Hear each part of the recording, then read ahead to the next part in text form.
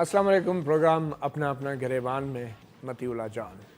शायद हम बतौर कौम अपने अपने गिरेबान में झांकने के आदी नहीं, क्योंकि अपने गिरेबान में झांकने का मतलब है कि अपनी गलतियों को तस्लीम करना और फिर अपने आप में बेहतरी लाने के लिए ठोस इक़दामात करना। बतौर कौम शायद हम अपनी माजी की गलतियों से कुछ सीख नहीं पाते, क्योंकि शायद हम माजी के बारे में सच जानना ही नहीं चाहते। आज 2 मई का दिन है। आज ही के दिन 2011 में, आज से तकरीबन 6 साल पहले, अमरीकी अफवाज ने एबटाबाद में एक ऑपरेशन के ज़रिए अलकायदा के सरबराह ओसामा बिन लादेन को हलाक किया और उसकी डेड बॉडी भी लेकर चले गए। पाकिस्तान की कौमी सलामती की खिलाफ वर्जी हुई। पाकिस्तान की सलामती पर हमला था जो कि रात के अंधेरे में किया गया। एक बहुत बड़ी नाकामी हमारे इदारों की भी, और एक बहुत बड़ा सवाल हमारी दिफाई सलाहियतों की।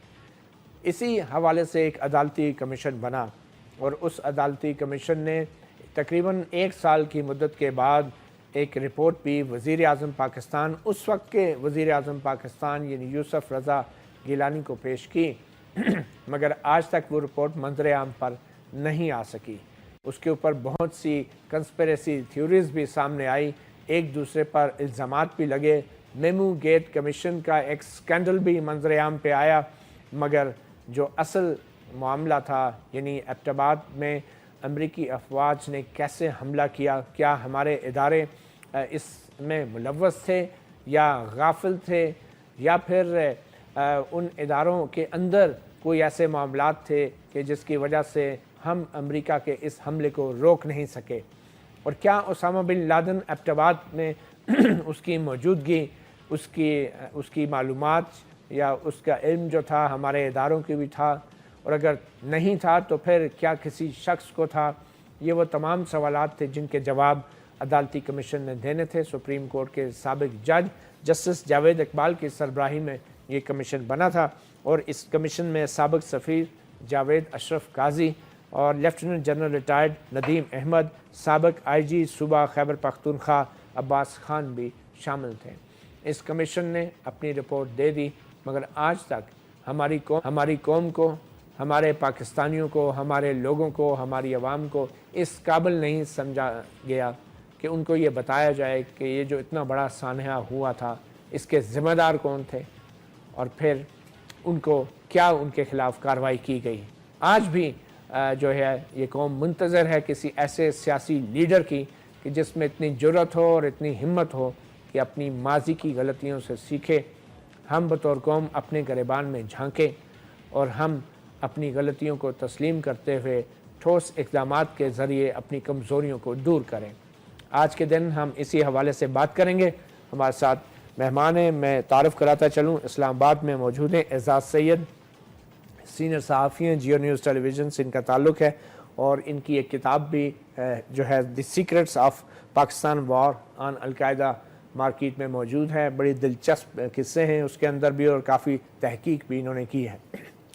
इनके साथ हमारे दूसरे मेहमान हैं, बड़े ख़ास मेहमान, ब्रिगेडियर रिटायर्ड साइमन शरीफ, जो कि कालम नवीस हैं द नेशन अखबार के, और पाकिस्तान तहरीक इंसाफ से भी ये मुंसलिक रहे हैं, उनके थिंक टैंक में भी रहे हैं।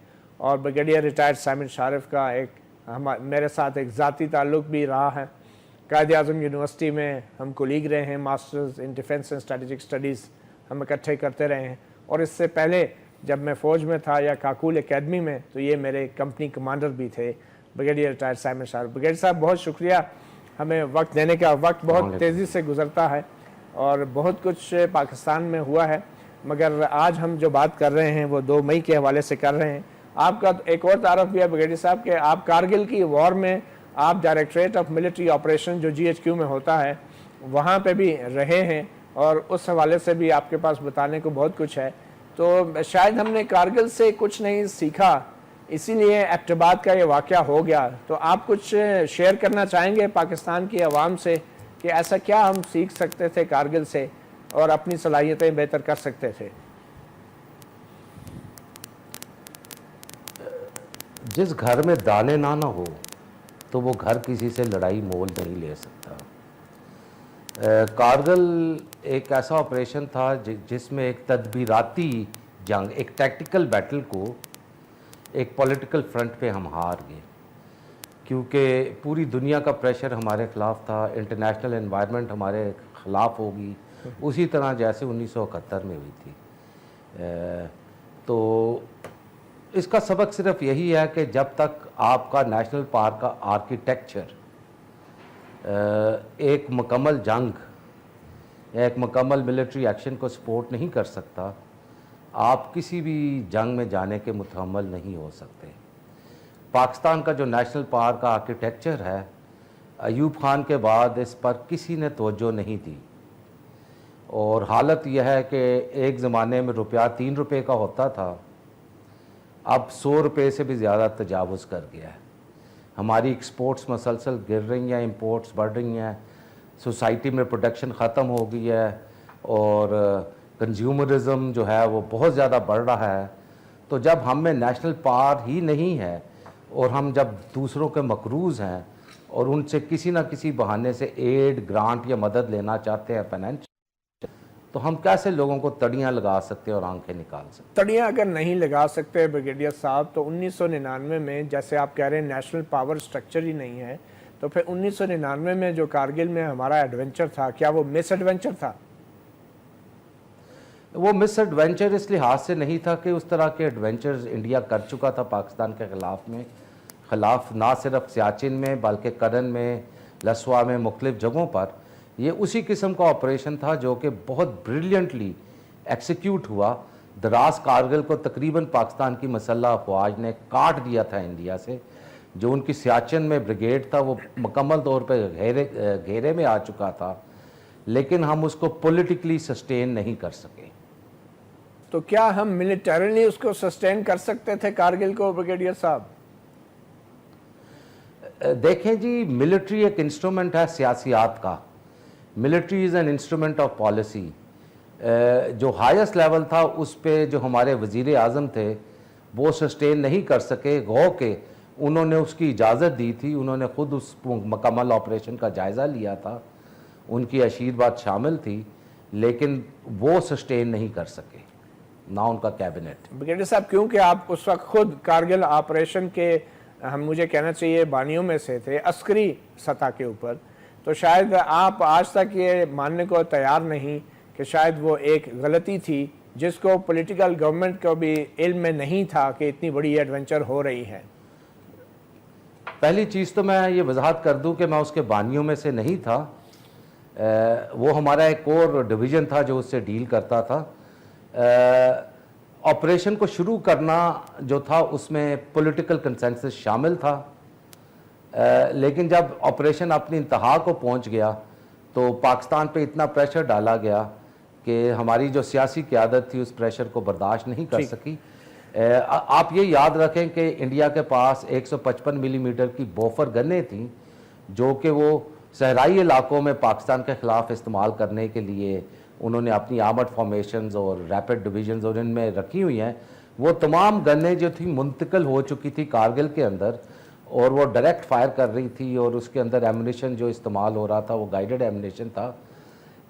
انڈیا اپنی مرضی کا فرنٹ کھول ہی نہیں سکتا تھا، اور اگر یہ جنگ انڈیا مزید ایکسپینڈ کرتا تو ہماری مسلح افواج اس طریقے سے پوائز تھیں کہ ہم انڈین افواج کا راستہ کشمیر کے اندر بالکل کاٹ سکتے تھے، اور انڈیا کی لمیٹیشن یہ تھی کہ وہ اپنی مرضی کا فرنٹ نہیں کھول ستا تو بریگیڈیئر صاحب، لیکن اس کے لیے سیاسی جرأت کی ضرورت تھی۔ آپ یہ کہنا چاہ رہے ہیں کہ 1999 میں کارگل محاذ پہ جو جنگ شروع ہوئی تو آپ لوگ آلموسٹ آزاد کشمیر کو، مقبوضہ کشمیر کو آزاد کروا چکے تھے؟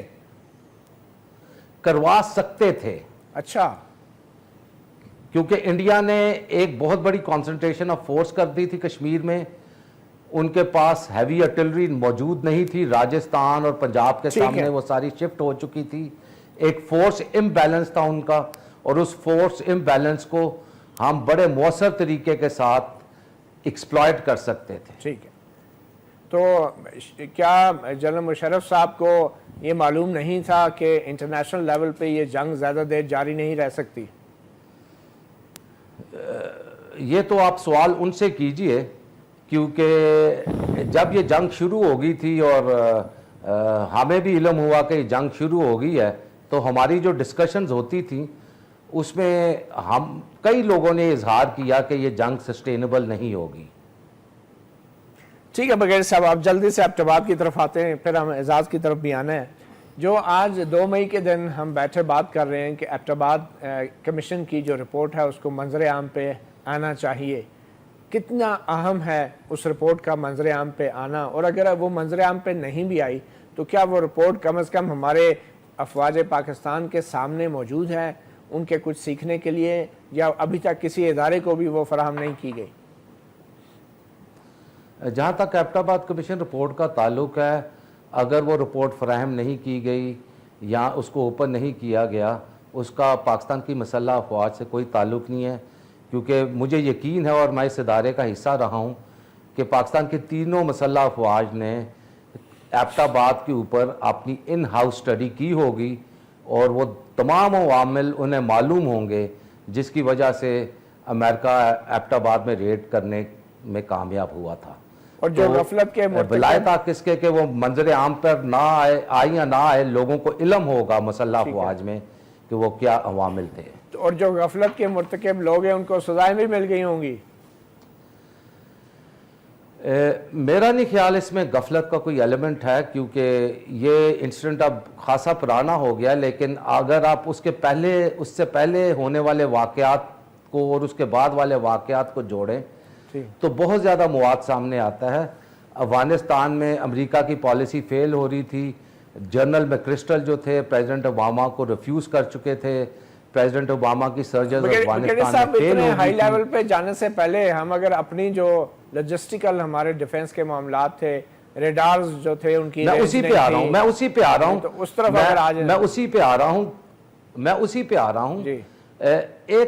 ایک آسان سکیپ گوٹ اوباما ایڈمنسٹریشن نے ڈھونڈ لی کہ افغانستان میں ان کا جو فیلئر تھا اس کی ذمہ داری جو ہے پاکستان پر عائد انہوں نے کرنی شروع کر دی. اور اس کے بعد پروپیگنڈا شروع ہوا اور اس پروپیگنڈا میں سر فہرست پاکستان کی مسلح افواج تھی. اور یہ پروپیگنڈا اب بھی چل رہا ہے. گو کہ یہ غلط ہے لیکن وہ اس پہ یقین رکھتے ہیں کہ اپنی ویکنیسز کو کور کرنے کے لیے. لہٰذا کئی آپریشنز ہوئے، ریمنڈ ڈیوس کا ہوا، ایبٹ آباد کا ہوا، پھر سلالہ کا ہوا. تو ایک مقصد ان کا یہ تھا کہ پاکستان کی مسلح افواج کو دکھایا جائے کہ وہ کتنی ولنریبل ہیں، ان کے دانت کھٹے کیے جائیں، ان کو کلائنٹ یا ویلیبل کیا یہ مقصد حاصل کرنے کے لیے اسامہ بن لادن جیسے اتنے بڑے ہدف کو انہوں نے کیپچر کیا کہ پاکستانی افواج کو نیچا دکھایا. یہ دیکھیں جی، جہاں تک اسامہ بن لادن کا پاکستان میں آنے کا تعلق تھا، اس پہ بہت کچھ لکھا جا چکا ہے. سیمر ہرش نے بھی لکھا ہے، بروس ریڈل نے بھی لکھا ہے. CIA کی اپنی رپورٹ ہے جو کہ پبلک ہو چکی ہے.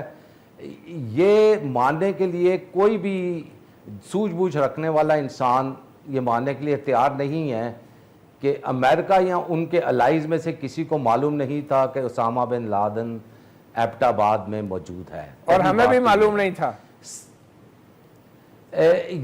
یہ تو اب بات جو ہے وہ یہ رپورٹ ہی بتائے گی. لیکن جو شواہد ہیں وہ اس ڈائریکشن میں ہیں، جیسے کہ ریڈ کے فوراً بعد صدر پاکستان کا ایک مقالہ امریکہ کے اخبار میں آ گیا. پھر پریزیڈنٹ اوباما نے بھی کہا کہ ہم پاکستان کے مشکور ہیں. CIA کی رپورٹ جو اب بھی انٹرنیٹ پہ موجود ہے وہ کہتی ہے کہ آپریشن پاکستان کی کوآپریشن کے بغیر ہو ہی نہیں سکتا تھا. تاثر جا رہا ہے کیا ہوگا کہ آگے سے ہم نے ریئیکٹ ہی نہیں کیا، تو یہ بھی تو ایک تعاون ہی ہے. دیکھیں from the point of view of ایک سپاہی کی حیثیت سے، سپاہ گیری کے امور کو جاننے کی حیثیت سے میں یہ سمجھتا ہوں کہ جس علاقے میں یہ ریڈ ہوا اور جس علاقے سے امریکہ کے ہیلی کاپٹر آئے، پورے راستے میں ارلی وارننگ سسٹم ہر جگہ پر موجود تھا. کسی نہ کسی لیول پر ہیومن انٹیلیجنس تھی، ایئر سینٹریز تھے، کوئی نہ کوئی ریڈارز ضرور ہوں گے. یہ بغیر کسی کمپلسٹی کے یہ ایبٹ آباد تک پہنچ نہیں سکتے. اس کا مطلب ہے یاد رکھیں راستے میں انہوں نے یہ کمپلیسٹی سے مراد یہ ہے کہ ہمارے ادارے بھی ملوث ہو سکتے ہیں اس میں، آپ یہ کہہ رہے ہیں. کسی نہ کسی لیول پہ کمپلیسٹی تھی. ٹھیک ہے. اور اس کا کمپلیسٹی کو اردو میں ہم ملوث ہونا کہہ سکتے ہیں. کمپلیسٹی کو اردو میں ملوث ہونا کہہ سکتے ہیں. سنیں جی میری بات سنیں. صدر پاکستان نے ایک مقالہ لکھا امریکہ کے اخبار میں, اور ابھی جو بلبل کی راگیں لاپتے رہے ہیں حسین حقانی صاحب, وہاں سے بھی کافی آپ کو ہنٹس مل جاتی ہیں. پھر اشرف جہانگیر قاضی صاحب نے اخبار میں ایک آرٹیکل لکھا جس میں انہوں نے کچھ ہنٹس تھرو کی, جو کہ اس کمیشن کے ممبر تھے. تو ساری چیزیں کلیئر ہو جاتی ہیں اس سے. 12 سوال پھر بھی مفروضے صاحب کی یہی ہے بنیاد پہ کہہ کہ سکتے ہیں آصف علی کہ زرداری کوآپریشن صاحب تھی. جو اس وقت صدر تھے وہ obviously ریڈارز کا کنٹرول ان کے ہاتھ میں تو ہے. اپنے گریبان میں بات کریں 2 مئی کے حوالے سے ابتداد میں امریکی آپریشن کے اوپر بات ہو رہی ہے. ہمارے ساتھ موجود ہیں سینئر صحافی جیو نیوز ٹیلی ویژن کے اعزاز سید. اعزاز سید, آپ نے تو یہ کتاب بھی لکھی, مگر سب سے اہم سوال 6 سال گزر گئے ہیں, آج تک کسی سیاسی حکومت کو, پہلے پیپلز پارٹی کی جمہوری 5 سالہ دور گزرا, اب ماشاءاللہ نون لیگ کا جمہوری 5 سالہ دور اللہ کرے پورا بھی ہو جائے گا آخری سال میں. تو کیا وجہ ہے کہ یہ رپورٹ منظر عام پہ نہیں آ رہی؟ آپ کی کیا اطلاعات ہیں؟ خاص کر موجودہ جو سول ملٹری کشیدگی ہے, اس کا مطلب ہے عوام محروم رہیں گے, اندھیرے میں رہیں گے کہ اتنا بڑا واقعہ ہو انہیں کچھ پتہ نہیں چلے گا؟ بالکل متی, شاید عوام جو الیکٹڈ گورنمنٹس ہیں وہ نہیں چاہتی کہ وہ کسی طریقے سے جو ملٹری اسٹیبلشمنٹ ہے اس کو ناراض کریں. آپ نے جو بات کا آغاز, پروگرام کا آغاز کیا وہ کارگل کے واقعے سے کیا. موجودہ جو وزیر اعظم ہے جب اپوزیشن میں تھے, جب ایگزائل میں تھے, یہ بیان دیا کرتے تھے کہ میں کارگل کی انکوائری کرواؤں گا. آج تک کارگل کی انکوائری نہ ہوئی نہ وہ سامنے آئی. اگر وہ ہوئی بھی ہے تو فوج کے اندر ہوئی ہوگی, جو یقینی طور پہ ہمیں نہیں پتہ. میں بڑی بدقسمتی سے یہ آپ کو بات بتا رہا ہوں, بڑے افسوس کے ساتھ یہ ریفرنس دینا پڑ رہا ہے مجھے, بریگیڈیئر صاحب بھی بیٹھے ہیں ہمارے ساتھ, کہ کارگل کی انکوائری رپورٹ میں نے پڑھی ہے.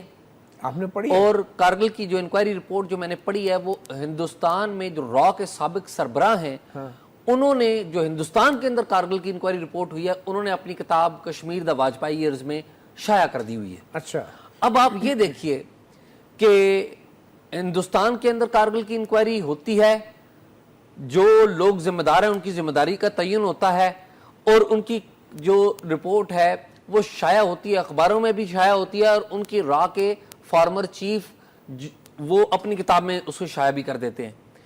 یہ جو سولین جو ہماری لیڈرشپ ہے, ان کو تو ہم سمجھتے ہیں یہ طاقتور ہی نہیں ہے, اور آپ کو بھی پتہ ہے ان کی کتنی ساری طاقت ہے.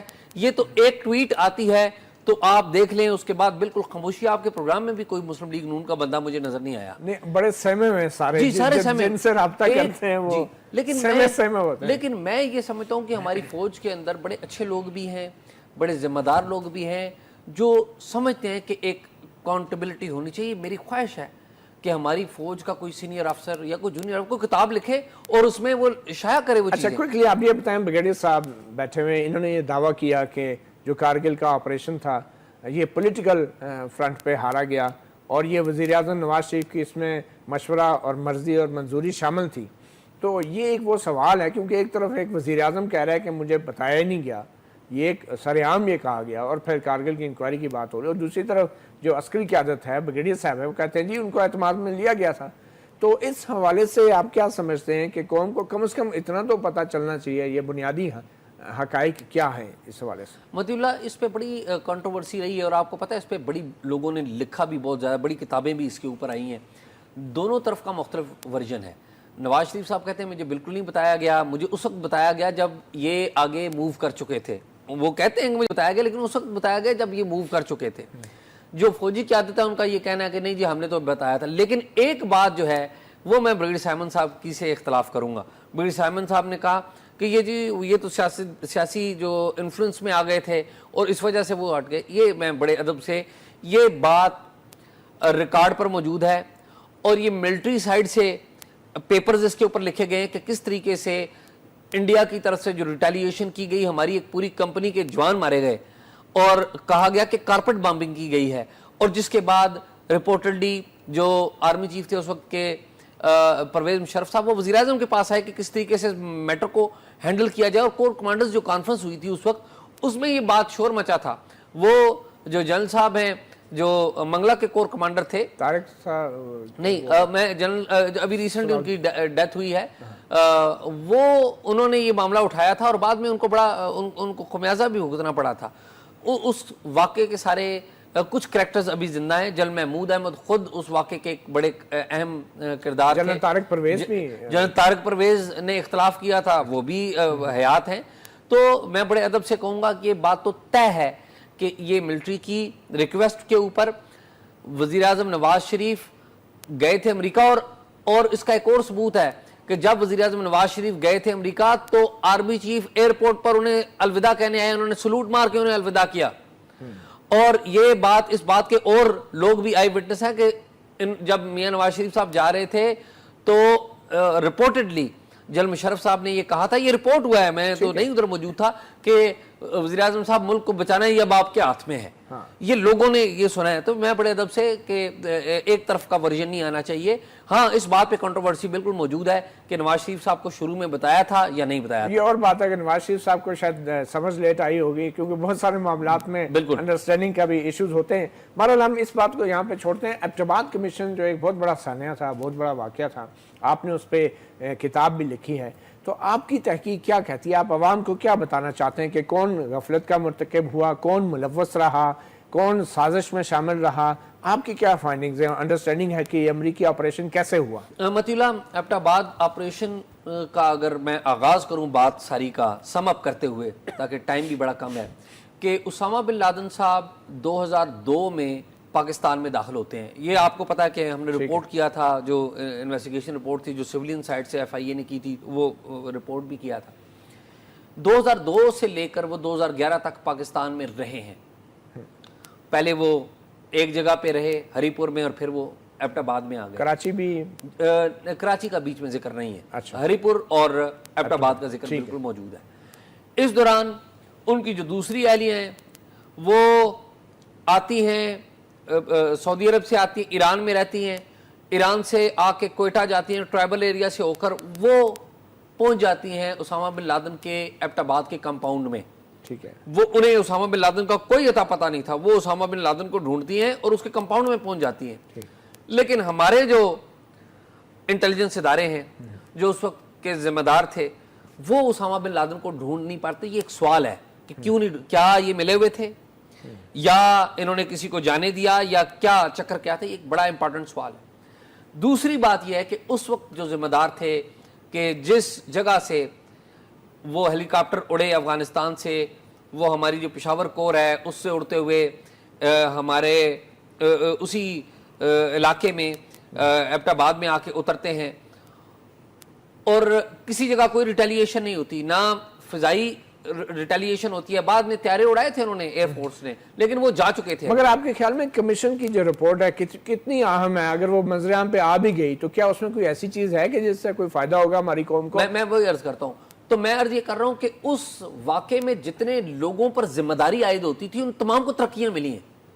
اگر میجر جنرل تھے ان کو لیفٹیننٹ جنرل بنا دیا گیا، جو کور کمانڈر تھے اس وقت کے ان کو سیکٹری ڈیفنس بنا دیا گیا، جو اس وقت اس اکیڈمی کے سربراہ تھے جنرل راحیل شریف، اس اکیڈمی کے کمانڈنٹ تھے، وہ اس موقع کے اوپر بھی آئے تھے، وہ آرمی چیف بنے. اور جو وہاں پر اور بھی جو جونیئر تمام کے تمام، اکیڈمی کی سیکیورٹی تو اکیڈمی سے باہر تھا نہیں، لیکن وہ پریمیسز تو وہ ہے. لیکن میں عرض یہ کر رہا ہوں کہ وہ اس واقعے کے جتنے بھی ڈائریکٹ یا انڈائریکٹ ذمہ دار تھے تمام کو پروموشنز ملی ہیں، کسی کا ہیڈ رول نہیں ہوا.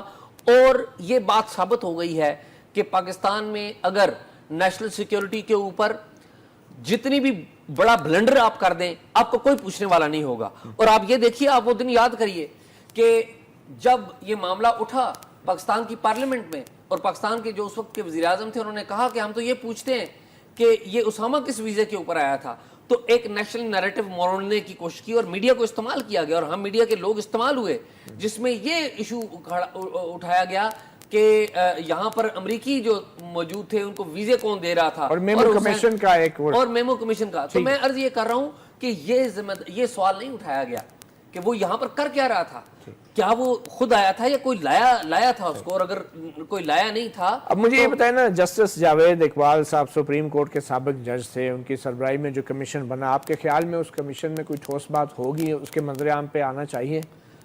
متی، جو ایک ورژن اس کا آیا، 3 ورژنز میں سے ایک ورژن اس کا آیا ہے، وہ بڑا لیتھل ہے، اس کے اوپر بڑی بات ہو چکی ہے، اور وہ کہتے ہیں ڈرافٹ ہے، وہ حتمی نہیں ہے. 3 ورژن میں سے ایک ورژن جو تیسرا اور حتمی ورژن ہے وہ سنا ہے بڑا مائلڈ ہے.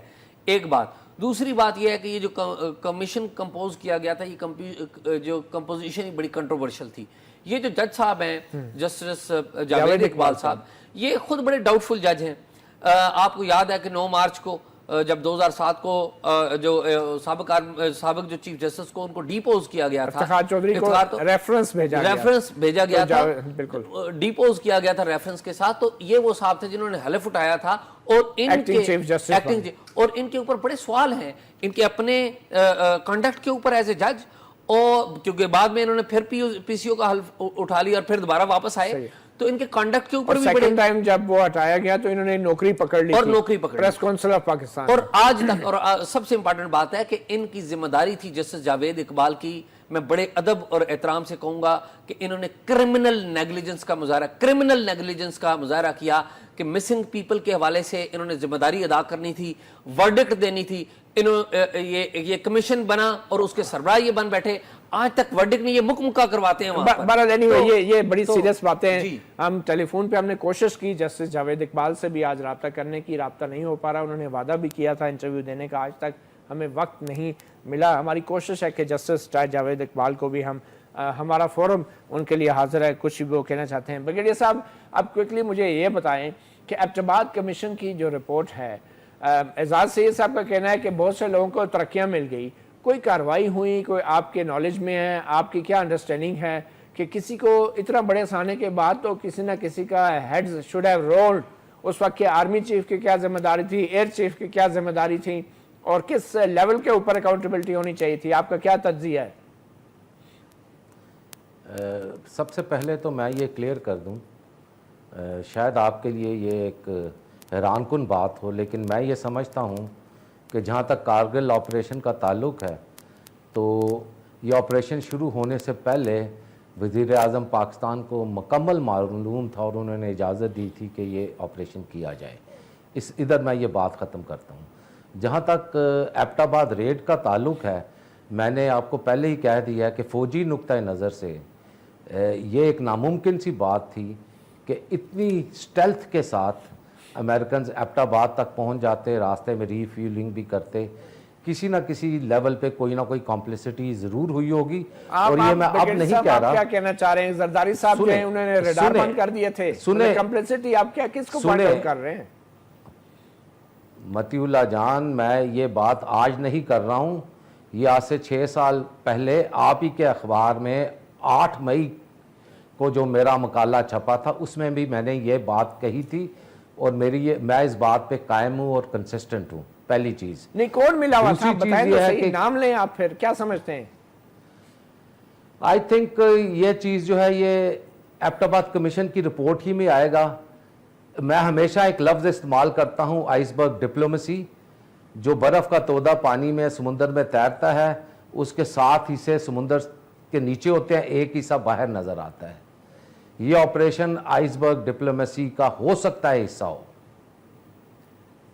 آپ مجھے یہ بتائیں گے کہ کیا اس میں کوئی ہماری عسکری کوتاہیاں بھی تھی یا نہیں؟ اس آپریشن کو روکنے میں ہماری انٹیلیجنس کی بھی کوئی کوتاہیاں تھی یا نہیں؟ اور اگر تھی تو کیا کوئی اندرونی انکوائری ہوئی، کوئی سبق سیکھا گیا، کوئی احتساب ہوا کسی کا یا نہیں؟ میں اس وقت فوج میں نہیں تھا جب یہ آپریشن ہوا، لیکن میں آپ کو ایک چیز ظاہر کر دوں کہ میں نے نیشن کے ایک مقالے میں اس آپریشن سے 6 ماہ پہلے کہا تھا کہ باگرام اور افغانستان کے دیگر علاقوں میں امریکن فورسز بڑی تعداد میں موجود ہیں اور وہ پاکستان پہ کولڈ سٹارٹ ٹائپ آپریشن کر سکتی ہے، لہٰذا ہمیں ہر وقت چوکس رہنا چاہیے. اور اس کے بعد 2 کولڈ سٹارٹ ٹائپ آپریشنز ہوئے، ایک ایبٹ آباد والا اور ایک سلالہ والا. اور میرے جیسے آدمی نے نیشن میں اپنے مقالے میں یہ لکھ دیا تھا کہ اس طرح کی چیزیں ہو سکتی ہیں. کیا ہماری ملٹری اسٹیبلشمنٹ یا انٹیلیجنس اسٹیبلشمنٹ میں سے کسی نے اس کو پڑھا؟ میرے علم میں نہیں ہے، لیکن یہ میرا جائزہ تھا، میری اپریسیشن. بریگیڈیئر صاحب، ایک بات بڑی اہم ہے کہ جنرل کیانی جن کی زیر نگرانی ایبٹ آباد میں یہ امریکی، جن کی زیر نگرانی تو نہیں کہنا چاہیے کہ جن کے ہوتے ہوئے ایبٹ آباد میں یہ امریکی آپریشن ہوا، ان کو اس آپریشن سے تقریباً 1 سال پہلے ہی ان کی مدت ملازمت میں 3 سال کے لیے توسیع کی گئی. اور یہ بھی محض اتفاق ہے کہ اس آپریشن سے کوئی چند ہفتے پہلے ISI کے اس وقت کے سربراہ جنرل پاشا جو تھے، ان کی مدت ملازمت میں 1 سال کی توسیع کی گئی.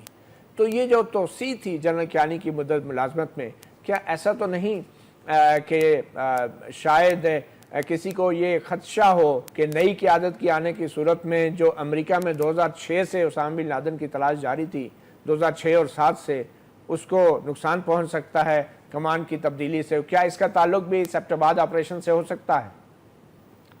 بالکل ہو سکتا ہے، اور جنرل کیانی کی جو 3 سال کی ایکسٹینشن تھی یہ ہونی نہیں چاہیے تھی، کیونکہ اس نے اس وقت کے پاکستان آرمی کے کمانڈ سٹرکچر کو مسمار کر دیا. ان کا 3 سال کا ٹینیور پورا ہو چکا تھا، انہیں چاہیے تھا کسی اور کے سپرد کر دیتے، اور 3 سال ہی کی ایکسٹینشن آفر کی گئی تھی جنرل احمد شجاع پاشا کو، لیکن انہوں نے صرف 1 سال کی لی تھی. لیکن ہم نے دیکھنا یہ ہے کہ اس 3 سال کی ایکسٹینشن سے پاکستان کو کیا فائدہ ہوا. پاکستان کو کوئی فائدہ نہیں ہوا. اس کا مطلب یہ ہے کہ کچھ قوتیں تھیں جو کہ آپریٹو تھیں، اور ان کی وجہ سے یہ سب کچھ ہوا. اور جو بھی نئے آرمی چیف ہوتے تو شاید یہ آپریشن کامیاب نہ ہو سکتا جو امریکہ نے ایبٹ آباد میں کیا. بالکل عین ممکن ہے، کیونکہ نئے آرمی چیف کے ساتھ انہیں ایک نئی ایکویژن بنانی پڑتی. ایک ملاقاتوں کا سلسلہ ہوتا ہے، ایک دوسرے کے ذہنوں کو جاننے کی کوشش کرتے، جو کہ ایک فطرتی عمل ہے. تو ان کے پاس ایک آرمی چیف تھے جن کا 4 ایئرز کا ٹینیور ہو چکا تھا. ٹھیک ہے، بہت شکریہ بغیر صاحب. ایک چھوٹی سی بریک لے کے ہم واپس آتے ہیں. وقفے کے بعد ہم بات کر رہے ہیں 2 مئی کی ایبٹ آباد میں امریکی آپریشن کے حوالے سے، اور اس کمیشن کی رپورٹ کے حوالے سے جو 6 سال سے پاکستان کے عوام کے سامنے نہیں رکھی گئی. Welcome back. اپنا گریبان میں 2 مئی ایبٹ آباد میں امریکی آپریشن کے حوالے سے بات ہو رہی ہے. ہمارے ساتھ موجود ہیں بریگیڈیئر طاہر صاحب شرف اور اعزاز سید سینئر جرنلسٹ. بریگیڈیئر صاحب، پہلے میں آپ کے پاس کوئکلی آنا چاہ رہا ہوں، یہ بتائیں کہ حال ہی میں جو ڈان لیکس کا مسئلہ ہوا اور D G S P R کی طرف سے ایک ٹویٹ آئی جس میں کہا گیا کہ جو نوٹیفیکیشن پرائم منسٹر نے جاری کیا، بقول D G S P R کے گو کہ وہ نوٹیفیکیشن نہیں تھا، مگر ٹویٹ میں کہا گیا جو نوٹیفیکیشن جاری کیا اس کو ہم ریجیکٹ کرتے ہیں. پہلی بات تو آپ یہ بتائیں بطور سابق فوجی، آپ سمجھتے ہیں یہ مناسب الفاظ تھے D G S P R کے؟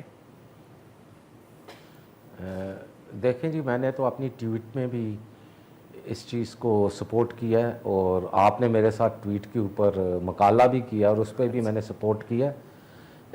جو طے شدہ تھا اس سے انحراف کیا گیا، اور چونکہ اس سے انحراف کیا گیا لہٰذا فوج کے لیے بہت اہم تھا کہ جو یہ اناؤنسمنٹ تھی، لیٹر تھا پرائم منسٹر ہاؤس کا، بعد میں نوٹیفیکیشن بھی اس قسم کی آئی کنسرنڈ منسٹری سے، اس کو ڈینائی کرنا پاکستان کی مسلح افواج کے لیے بہت ضروری تھا، کیونکہ یہ ایک طے چیز تھی کہ انسٹیٹیوشنل لیول پہ پاکستان کی مسلح افواج ڈان لیکس کو ایک ٹریزن قرار دے چکی تھی، ایک سیکیورٹی بریچ، پاکستان کی جو نیشنل سیکیورٹی ہے اس کے خلاف. صاحب چلیں، یہ تو آپ کا موقف ہو گیا نا، فوج کا موقف ہو گیا. اب یہ بتائیں جو ایبٹ آباد میں واقعہ ہوا وہ بڑا ایک سیکیورٹی بریچ تھی یا یہ ڈان لیکس؟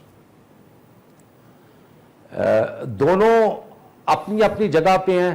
وہ جو ہے وہ باہر والوں نے کیا، اور اس میں شاید کچھ اندر والے شامل تھے. آپ خود ہی کہہ رہے ہیں اس میں اندر والوں نے کیا ہے، اور اندر والے شامل تھے، لیکن ان کو باہر والوں کی سپورٹ حاصل ہے. اس کے بغیر بریگیڈیئر صاحب، آپ کے خیال میں کیا کور کمانڈرز کے اجلاس میں یا D G S P R کے ترجمان کی پریس ریلیزوں میں ایبٹ آباد کمیشن کو بھی رپورٹ کو بھی منظر عام پہ لانے کی بات ہونی چاہیے؟ ان کو اس بات پہ بھی اصرار کرنا چاہیے D G S P R کو کہ ایبٹ آباد کمیشن رپورٹ بھی منظر عام پہ آئے، اور کیوں نہیں کیا گیا ابھی تک؟ دیکھیں جی، جہاں تک فوج کا تعلق ہے انہوں نے تو اپنی ان ہاؤس اس کی ڈی بریفنگ اور اس کا انالیسس کر لیا ہوگا. اچھا، لہٰذا ان کے لیے یہ ضروری نہیں ہے کہ ان کو یہ کمیشن کی رپورٹ ان کے لیے کوئی اہمیت نہیں رکھتی.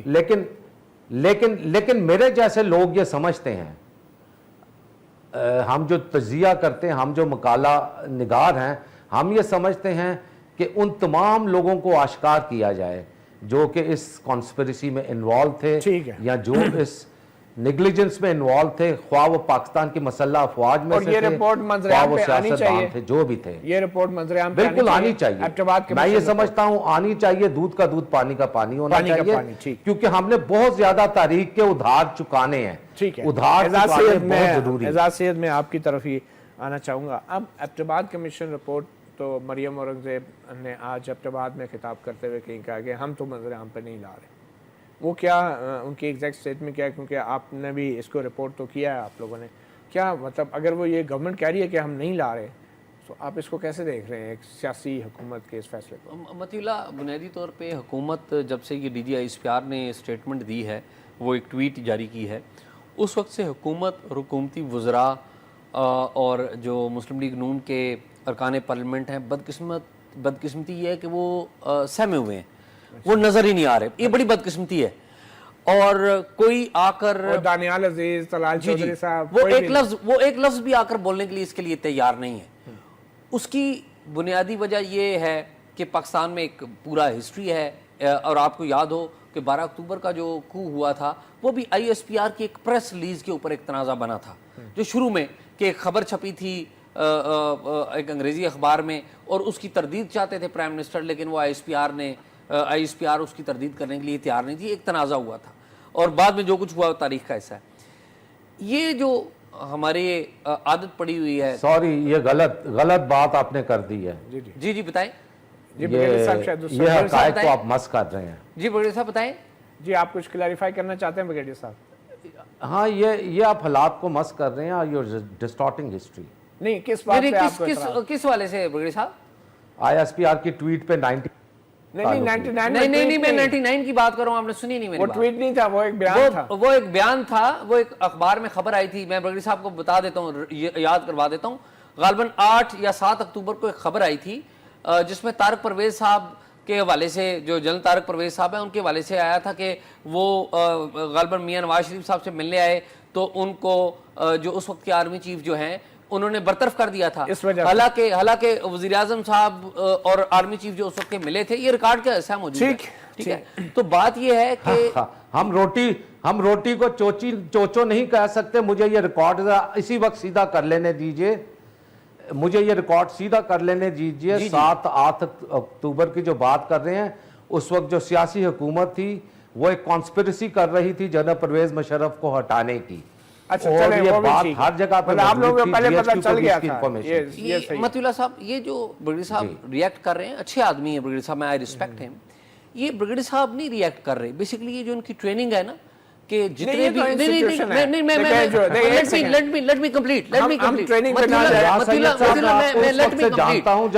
جب آپ ایک نئے جرنلسٹ بنے میں سر آپ کو بڑا احترام ہے سر، آپ ابھی انسٹیٹیوشن پہ نہ ڈال دیں. میری منطق پہ میرے ساتھ بحث سر سن لیجیے، میرے صبر سے میری بات سنیں. آپ کو بڑا دلی احترام ہے، کوئی آپ کی میں وہ ذات پہ نہیں. میں ایک دیکھیں، ایک مائنڈ سیٹ ہے. مائنڈ سیٹ یہ ہے کہ جو بھی پرائم منسٹر آئے گا، چاہے وہ ذوالفقار علی بھٹو ہو، چاہے وہ بینظیر بھٹو ہو، چاہے وہ نواز شریف ہو، چاہے وہ انہی کا اپنا ہاتھ سے اٹھایا ہوا محمد خان جنیجو ہو اور میر ظفر اللہ، وہ سارے کانسپریسی کرتے ہیں. اور جو سب سے زیادہ جو کانسپریسی نہیں کرتے الیکٹڈ حکومتیں ہیں، الیکٹڈ، ان کے پاس ول آف دی عوام کی ول ہے. آپ اس طرح توہین نہیں کر سکتے. آپ سرکاری ملازم ہیں اور سرکاری ملازموں کو بہت سی چیزیں جو لوگ نہیں کر سکتے مگر پھر بھی کر جاتے ہیں اور ہمیں خاموشی دکھانی پڑتی ہے. اس وقت تو یہی چل رہا ہے. اپنا گریبان میں فی الحال دکھانے کے لیے اتنا ہی. متی اللہ جان کو اجازت دیجیے. اللہ حافظ.